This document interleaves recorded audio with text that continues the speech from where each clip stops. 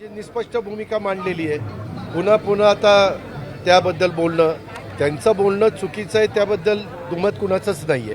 आणि त्याबद्दल त्यांच्या पक्षाच्या प्रमुखांनी स्पष्टपणे त्यांना समज देणं आणि बाकीच्या सगळ्या गोष्टी तुमच्यापुढे बोलून दाखवल्या. 5 तारखेला मोर्चा होतोय, मनसेने तुमचे देखील फोटो लावले. अहो, ह्या संदर्भामध्ये पुन्हा पुन्हा तुम्ही सांगताय की उद्याच्या मंगळवार आमची कॅबिनेट असते अधिवेशनाच्या आदल्या दिवशी, त्यावेळेस आम्ही त्याच्याबद्दलची चर्चा त्या बाबतीमध्ये करू.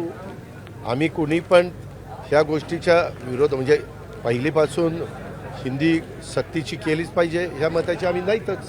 दादा, बीडमध्ये 17 वर्षीय मुलीवर थेट 2 शिक्षकांनी लैंगिक शोषण केले. त्याबद्दल मी ताबडतोब SP आणि कलेक्टरला सूचना दिलेल्या आहेत. जे कायद्याने नियमाने अलीकडच्या काळामध्ये मुलींनाच्या बाजूने जे कायदे केलेले आहेत त्या सगळ्या कलमांचा वापर करून त्या नराधमांना योग्य अशा पद्धतीचं कडक शासन झालं पाहिजे अशा सूचना केलेल्या. दादा, साहित्य मंडळाकडनं सुद्धा 5 तारखेच्या मोर्चेला येण्याचं आवाहन केलं. तुम्ही जसं म्हणताय विरोध नाहीये, तरी सुद्धा तुम्ही या साहित्यकांची किंवा इतर सगळ्या मंडळींची चर्चा करा. अहो, पण ह्यामध्ये माझं पण मत आहे की 5वी पासूनच केलं पाहिजे, त्याच्यावर प्रश्न येतो कुठं. आम्ही पण त्याच मताचे आहेत ना. आम्ही उद्या बोलू सांगितलं ना तुम्हाला. हां, पुणे रेल्वे स्टेशन दादा एकच राहिलंय दादा.